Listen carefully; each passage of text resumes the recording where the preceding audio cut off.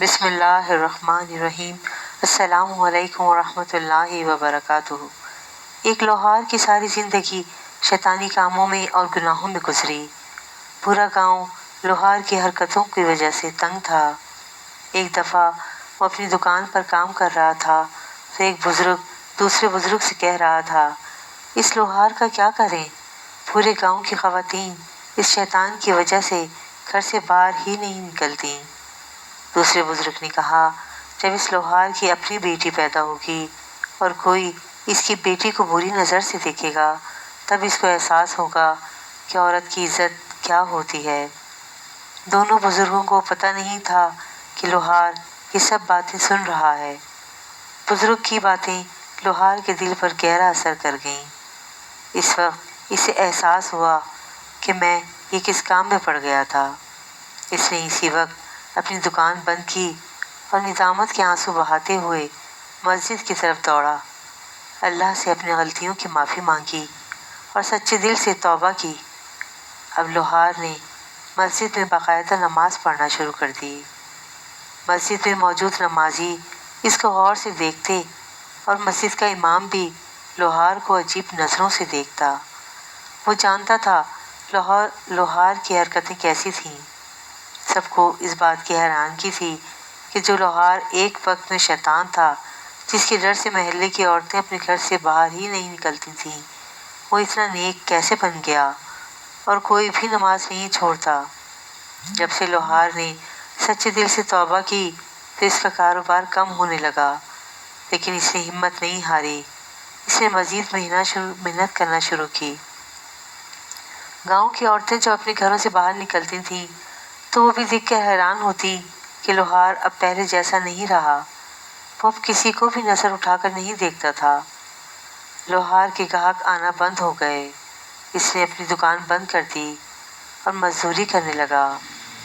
دن بھر کی مزدوری کے بعد اسے بہت تھوڑا معاوضہ ملتا، لیکن کم معاوضہ ملنے کے باوجود وہ اللہ کا شکر ادا کرتا اور گھر چلا جاتا۔ اس کے قریبی دوست نے اس سے کہا، پہلے تو تم بہت گنہگار تھے اور تمہارا کام بھی بہت اچھا چل رہا تھا، لیکن جب تم نے توبہ کر لی تو تمہاری دکان بند ہو گئی اور تمہارے حالات پہلے سے بدتر ہو چکے ہیں۔ کیا تمہیں اس بات کا یقین ہے کہ تمہاری توبہ قبول ہوئی ہے یا نہیں؟ لوہار نے جب اپنے دوست کی باتیں سنی تو وہ خاموش رہا اور کچھ بھی نہیں کہا۔ اگلے دن لوہار صبح کی نماز ادا کر کے مزدوری کی تلاش میں نکلا، مگر اسے کہیں بھی مزدوری نہیں ملی۔ دوسرے دن پھر تلاش میں نکلا تو دوسرے دن بھی یہی حال رہا۔ کئی دن گزر گئے اور اسے کہیں مزدوری نہیں ملی۔ نوبت یہاں تک پہنچی کہ فاقے کرنے پڑ گئے۔ کئی دنوں تک ایسا ہوتا کہ پورے دن میں صرف ایک وقت کھانا کھاتا اور کئی راتیں بغیر کھائے پیے ہی سو جاتا۔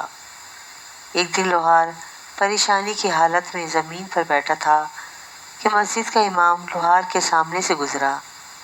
مولوی نے لوہار کو غور سے دیکھا۔ مولوی کو معلوم ہو چکا تھا کہ لوہار فاقوں میں ہے۔ مولوی نے کہا، اللہ نے تمہاری توبہ قبول کی ہی نہیں ورنہ تم یوں ذلیل و خوار نہ ہو رہے ہوتے۔ لوہار نے مولوی کو اپنے ساتھ لیا اور اپنی دکان کی طرف چل پڑا۔ مولوی چیختا چلاتا رہا، مجھے کیوں لے کر جا رہے ہو؟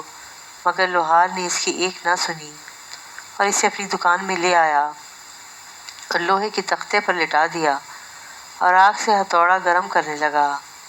مولوی گر گیا اور کہنے لگا، چھوڑ دو۔ لوہار نے کہا، بے فکر ہو جاؤ، میں تجھے کچھ نہیں کہوں گا۔ میں تجھے یہاں کچھ دکھانے کے لیے لے کر آیا ہوں۔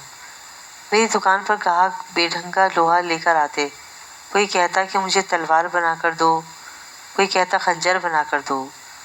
میں لوہا آگ پر گرم کرتا اور بے ڈھنگے لوہے کو ان کی مطلوبہ شکل میں لانے کے لیے ہتھوڑے سے ضربے لگاتا۔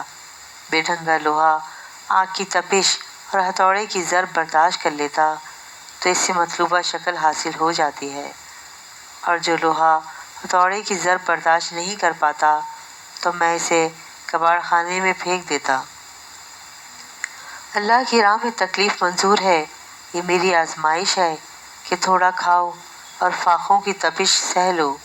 شاید اسی طرح میں اس مطلوبہ شکل میں آ جاؤں گا، یا جس شکل میں اللہ مجھے ڈالنا چاہتا ہے۔